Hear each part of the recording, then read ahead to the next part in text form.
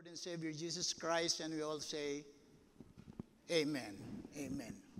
So that whoever believes in him will not perish but have eternal life. Our message for today then is the life-saving gift of God. The most important and the greatest gift that God ever gave us. I'm sure by now you are very well aware of the attributes and perfections of God. That God is all-knowing. He knows the end from the beginning. That he is all-seeing. No matter where we are, he knows where we are. And that he is all-powerful. That no matter what we go through in life, he is still in control. And that God is everywhere.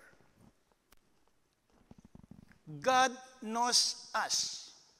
And for those of us who have accepted Jesus Christ as Lord and Savior, he is in us. And we know him because he gave us the gift of knowing him. David, a man after God's own heart, knew this. And that's why he said in Psalm 139, verses 15 to 17, my frame was not hidden from you. He's referring to his body. My frame was not hidden from you when you made me in the secret place. When I was woven together in the depth of the earth. Your eyes saw my unformed body, and all the days ordained for me were in your book, even before one came to be. What David is saying is that God is involved in our creation. While God created Adam and Eve from the dust, our creation, using the intervention of our mothers, were all ordained by God. He knew us and was involved in the moment of our conception. That is why he said, in the secret place that is in the mother's womb.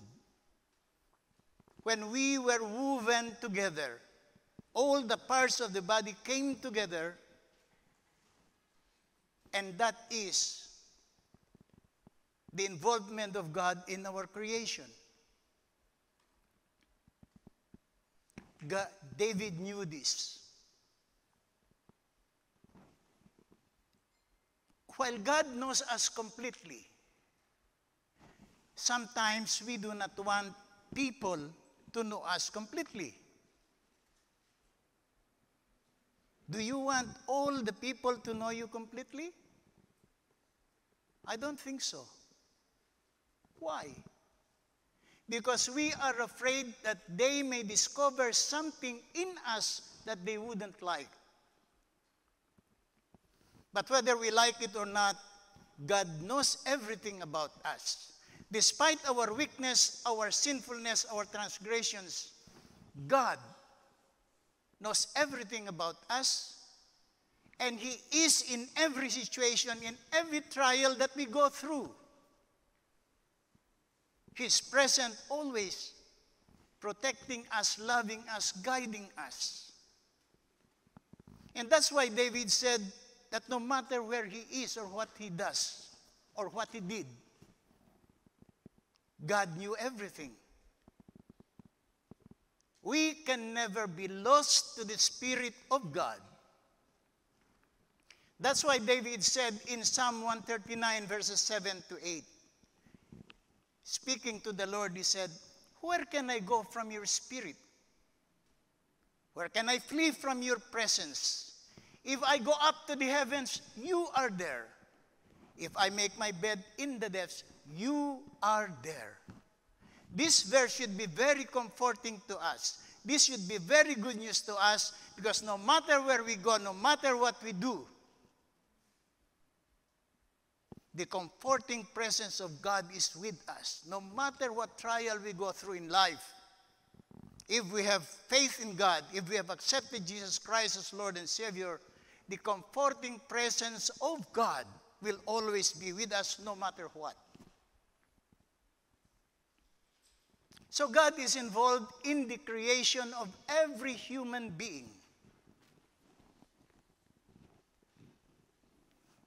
But the question is, why did God create us?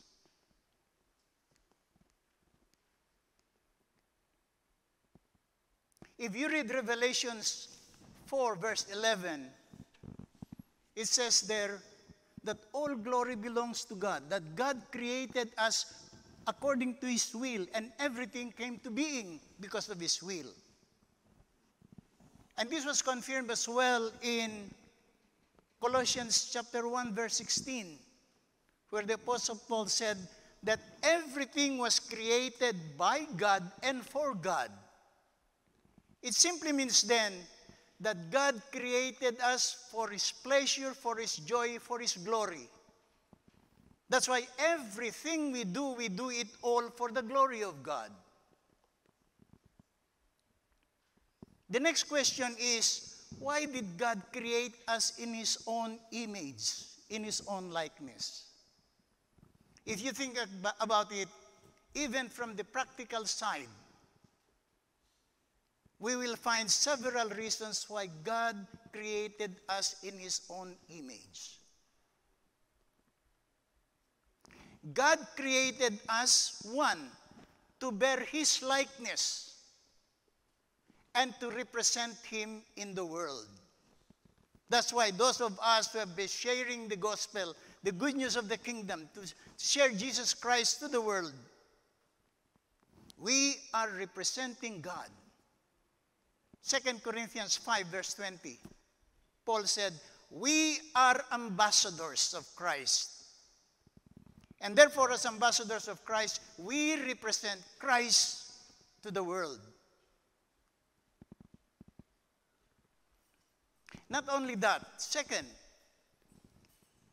we were created in the image and likeness of God to demonstrate His nature, His character. How? How do we demonstrate the nature and character of God? Remember Matthew 5, verse 16, where Jesus said, let your light shine before others, that they may see your good deeds and glorify your Father in heaven.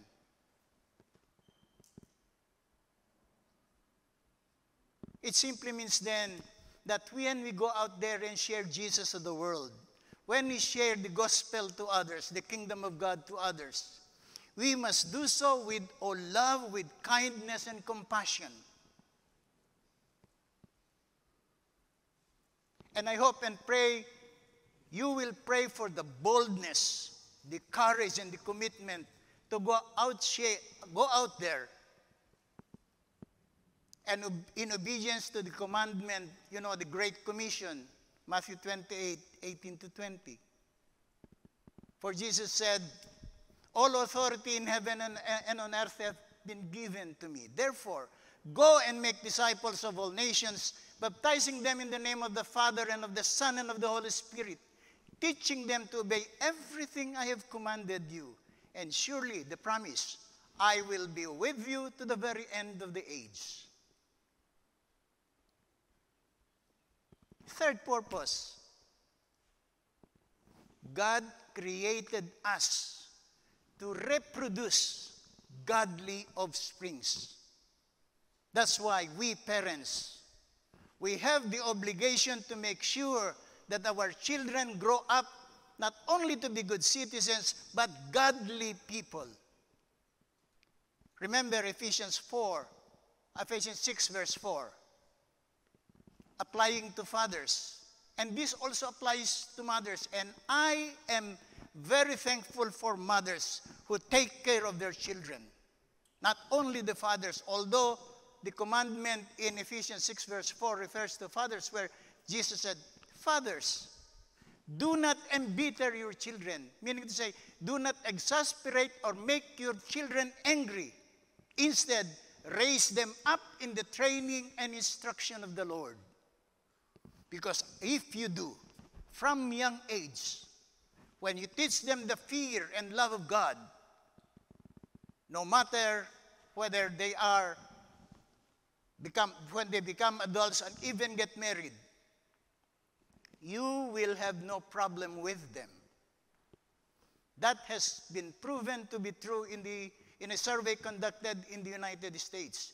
The children who attended Sunday Bible study in the children's ministry at church, they grew up to become godly children. That is the role of parents. Because education starts at home. Be models of your children, especially you fathers, us fathers. Let us be model to our children. Let us treat our wives with honor and respect as the weaker sex and as co-heirs with God. And you will notice then that the root or the nature and character of God are all rooted in these purposes. For they are then what you will call the foundation of our existence, of our purpose in life.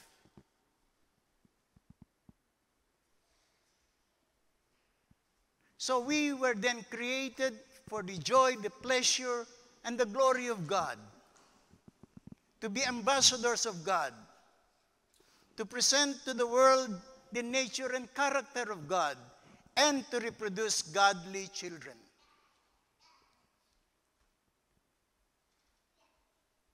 You will notice as well that God is sovereign. And in the exercise of his sovereignty, he intervened, he protected,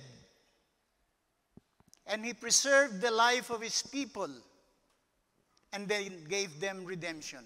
You will read this in several biblical accounts, from the Old Testament to the New Testament, that although we are wicked, sinful, disobedient, God still loves us and is always there to intervene, to protect, to provide for our needs, and to redeem us. Why do we need to know these biblical accounts about God's love, intervention, protection, provision, and redemption? We need to know these biblical accounts so that when we go through trials, no matter what we are going through in life, we hold on to these stories in the Bible where God protected his people no matter what. And that will give you the strength to go on with life, to navigate the troubles of life. So what are these biblical accounts? Let us start in the Old Testament. Let us start with the fall of man. Although God was angry with Adam and Eve, disobeying his command, leading to their banishment from the Garden of Eden. Before God banished them, you read this in Genesis chapter 3, verse 20. God made garments of his skin, and he clothed them before he banished them. Why? Because he wanted to preserve them. He did not want them to die because of the weather conditions. God's love. Preservation of life. He wanted to preserve the life of Adam and Eve so that they can multiply and replenish the earth. God's love, God's sovereignty. Second, in the great flood, the world had become so wicked that God decided to destroy everything that He created who breathed or that will breathe through their nostrils. That's why the fish did not die. Anyway, He found a righteous man in the person of Noah, and so with his family. And so God preserved life by protecting and preserving the life of Noah and his wife and his three sons and their wives, 8 people. And this is where you can read that God created male and female only, to the point that He preserved male and female humans and male and female animals and fowls. To God, there are only 2 sexes, male and female. So instead of destroying everything in creation, including human beings, God again intervened, protected, provided, and redeemed His people, preserved their lives, so that we are still here today.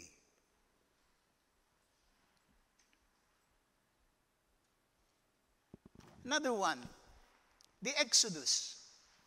Exodus, you can read this in Exodus chapters 1 to 5. Instead of destroying His people because of their wickedness again, God saved them. He led them out of bondage, out of Egypt. And because despite of their wickedness, their idolatry, He protected them during the 40 years of wandering. Although that generation never saw the promised land, the next generation did. Again, preservation of human life. We also read the stories of biblical men of faith. Oh well, even Moses. You remember when Pharaoh ordered the killing of all Hebrew babies. God intervened again to save Moses. God even used the daughter of Pharaoh to save Moses, so that Moses will serve the purpose of God to lead His people out of bondage. We read in the Bible other biblical men of faith, like David. Who else? Daniel, Joseph.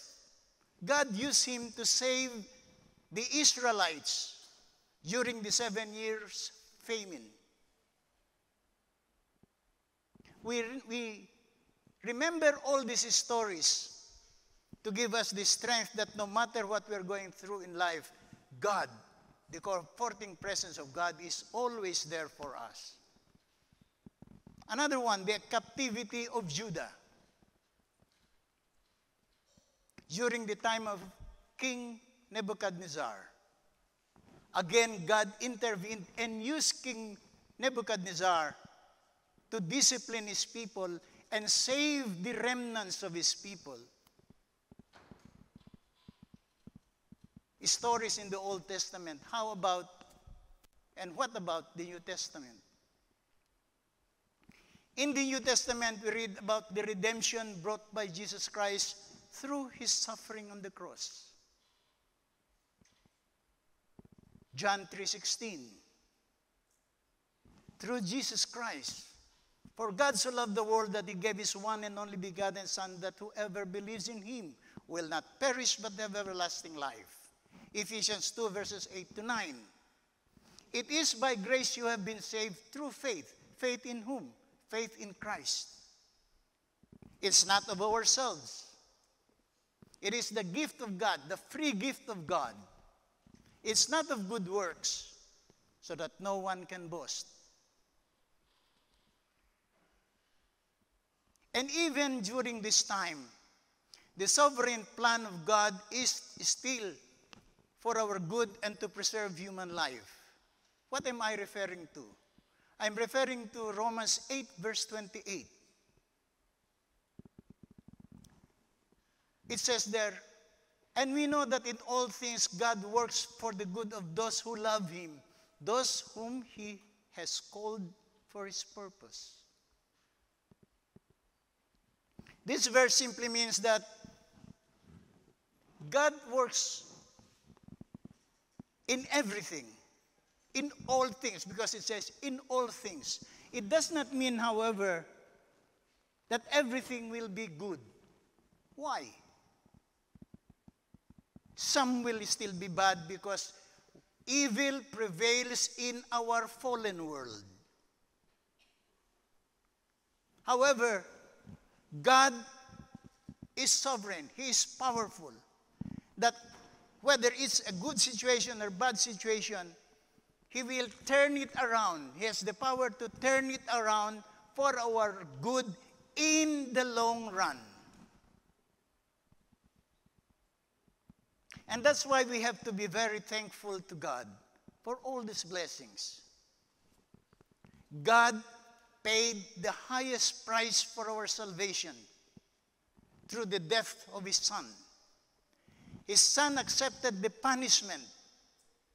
He died on the cross and rose again and gave us new life.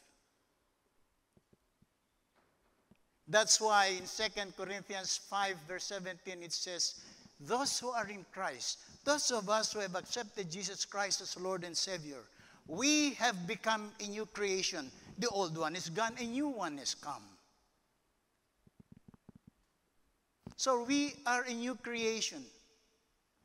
Remember also what Peter said in 1 Peter chapter 1, verses 3 to 4, where he said, praise be to the God and Father of our Lord Jesus Christ. In his great mercy, the mercy of God, he has given us a new birth, that is the new life, into a living hope through the resurrection of Jesus from the dead, and into an inheritance that will never perish, spoil, or fade. That is the new life, the new birth that Jesus is referring to. He gave us new life. And that's why Paul said in Galatians 2, verse 20, it is no longer I who live, because I have been crucified with Christ. In the same way, we can also say, we have been crucified with Christ. And so we no longer live. The life we live now in the body, we live by faith in the Son of God, who loved us and died for us. So Jesus Christ gave us new life, new birth, an inheritance that will never perish, kept in heaven for us. And that's why for all these things, we have to be very thankful. And how do we thank God? How do we thank God for the greatest life-saving gift? Remember, he has given us gifts. When I say gifts, it may be singing, it may be preaching, it may be sharing the gospel to others, it may be playing the instrument, it may be serving one another, preparing the food, cleaning the church.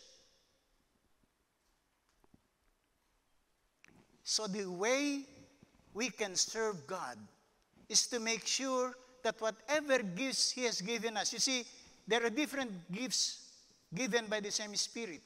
There are different services given by the same God.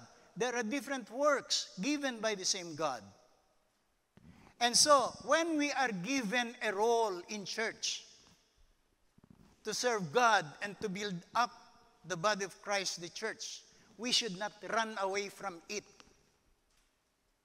No matter what, do not run away from the role that has been given to you. Because that is the only way you can serve God, who gave you these gifts, who gave you salvation, who gave you your new life.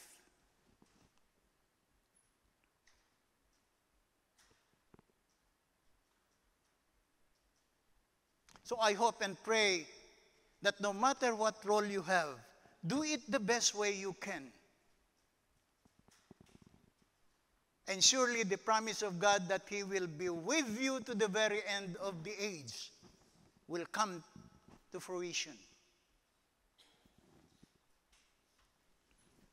What then are the key aspects of this life-saving gift?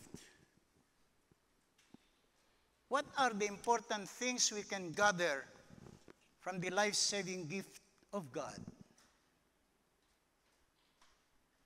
One, that salvation, the free gift of life through our faith in Jesus Christ, is free. That no amount of work or activity or even ability by us can earn us salvation. That Jesus Christ is the embodiment of God, and it is only through Jesus Christ that we can be saved. That the intention of God in our salvation is so that we will do service.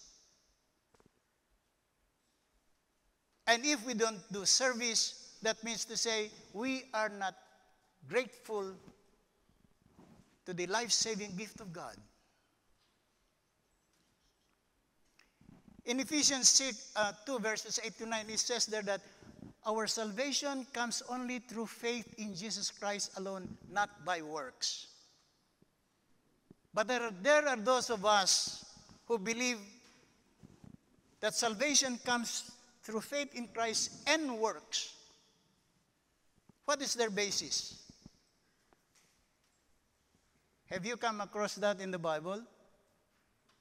They use Philippians 2 verse 12, where Paul said, continue working out your salvation with fear and trembling. This is where our knowledge of exegesis comes in. What is exegesis? It is expounding or illustrating or interpreting text, especially scriptural text. You exegete to be able to know the meaning of the scripture that you want to understand. You have to know what we call aim, A-I-M. What was the author's intended meaning when he wrote that verse? You should read the whole verse in context, the verses before it, and verses after it, depending on how the verse was worded. So they use, continue working out your salvation with fear and trembling. That was the second part.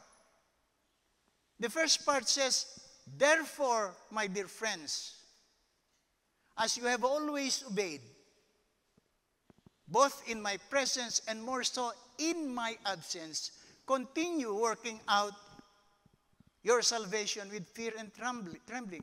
It is started with the word therefore. The word therefore suggests to us that it is a conclusion. It's when you have certain facts and you think they're all okay, and then you make a conclusion. Therefore. And so these people who are using it to justify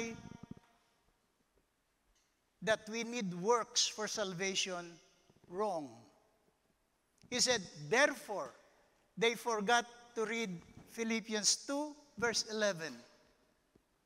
When Paul said this to the Christians in Philippi, he was referring to the unity in the church, the unity of the Christians, that they should be unified in the service of God, that they should continue living their lives serving God, serving one another. It is not about salvation. They are already saved by accepting Jesus Christ as Lord and Savior. Continue living your life as good Christians. That was the intention of Paul, and not about salvation. You remember Ephesians 2 verse 10. Once you have accepted Jesus Christ in Ephesians 2, verses 8 to 9, you are saved.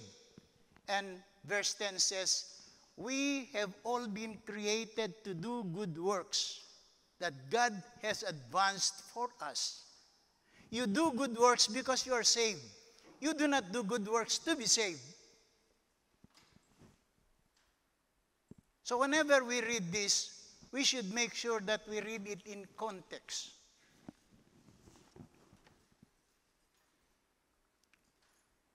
Whatever you hear, or whenever you hear someone sharing a message, don't accept it hook, line, and sinker. Don't accept everything. You go back home, read the Bible, and see for yourself if what he is saying is biblical, not from his own opinion. Because if I'm just preaching about my opinion, you are not under any obligation to accept it. You may listen to it, but you are not under any obligation to accept it as gospel truth.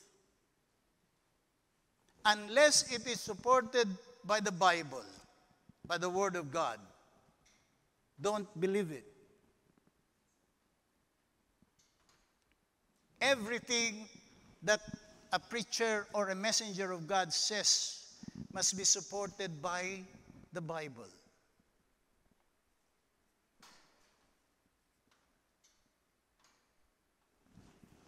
Now, what other eternal life?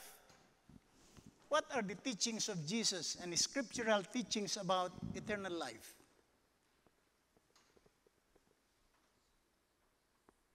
Eternal life, one, that eternal life is knowledge of God. Jesus equates eternal life with the knowledge, with our knowledge about God and of himself. He said in John 14, verses 9 to 10, if you have seen me, you have seen the Father. I am in the Father, verse 10, and the Father is in me. So Jesus is telling us that eternal life is about our knowledge of God and about knowledge of Jesus Christ. Second, that eternal life refers not only to the present, but as well to the future. The present aspect of it is this. When we accepted Jesus Christ as Lord and Savior, our bodies have become temples of the Holy Spirit, and Jesus Christ is in us and with us. That's the present. And the future is, if you read 2 Corinthians 5, 1 Timothy chapter 6, verse 12, Paul wrote, fight the good fight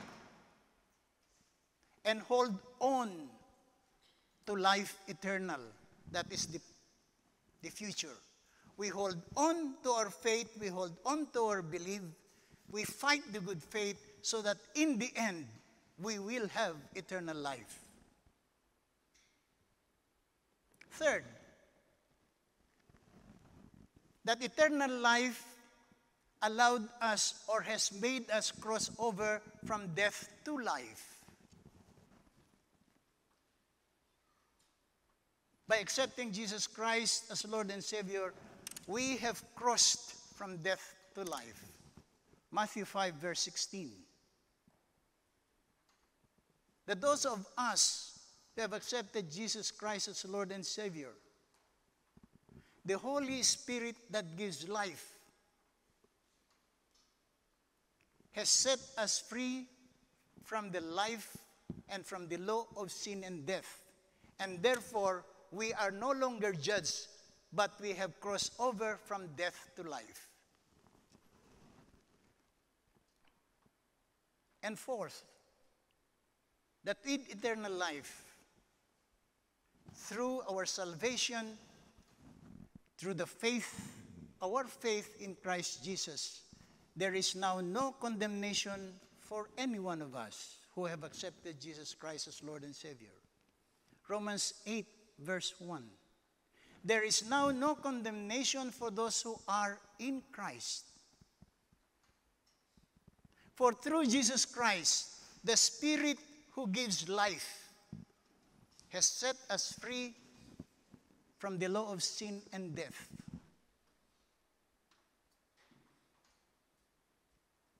So let us remember all this, the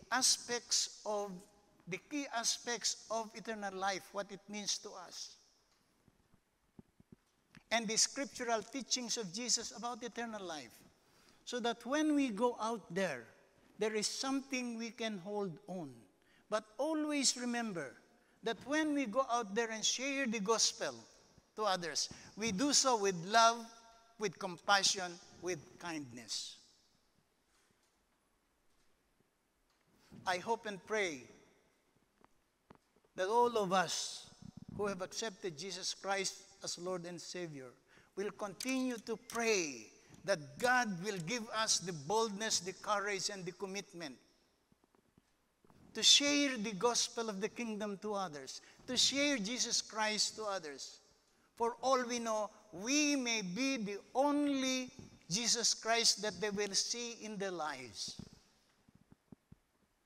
That's why we must always be careful with the words we use, the actions we do. Because in everything we do, we must show them the love, the kindness, the compassion of God, of Jesus Christ as the light of the world. We too must be the light to others. And as Jesus Christ was the light of the world, showing his love, compassion, and kindness, we must do the same. So that others will see us and they see Jesus in us. And they will say, what is in this person? I would like to have it as well. I would like to experience it as well. And so today, I hope and pray that the message, the Word of God, was able to accomplish its purpose that God sent it for. I hope and pray that you will remember this. And if you think they will be of benefit to you, thank God for it. Thank God that you can use it. Because every time you hear a message, especially the Word of God, try to remember it. Don't be like others. They hear the message, they go out there, from right ear to the left ear, everything is gone. You are here because you want to hear the message of God and you want to benefit from it. That you may use it in your walk with God. That you may use it first for your family, for your relatives and friends, for others that you can share it with. And so that with these promises of God, with these stories that you heard, how God redeemed, intervened, protected, and provided his people for his people, no matter what we go through in life, in every situation, in every trial, no matter what crisis we are going to, whether it be health, financial, relational, whatever problem or trouble it is, we can hold on to the promise of God that he and his comforting presence will always be with us, no matter what. So I hope and pray this will be so for all of us. Let us stop there. Let's pray. Almighty Father, I thank you for your word today. I know, God, that by your grace and mercy, your words today will be in us and with us and will help us in our walk with you. It will help us thread the narrow path leading to your kingdom in heaven, that we will enjoy eternal life with you, where there will be no more pain, no sickness, no enemy, no evil, no death, but life eternal, enjoying it with you in heaven through our Lord and Savior Jesus Christ. And Father, I pray that the rest of the day will be spent with you as well, in safety, in health, and in joy. And I pray, Father, that by your grace and mercy we will have another safe, happy, joyful, fruitful, well-protected, well-provided week for us. And this is my prayer, Father, in Jesus' most holy name. Amen.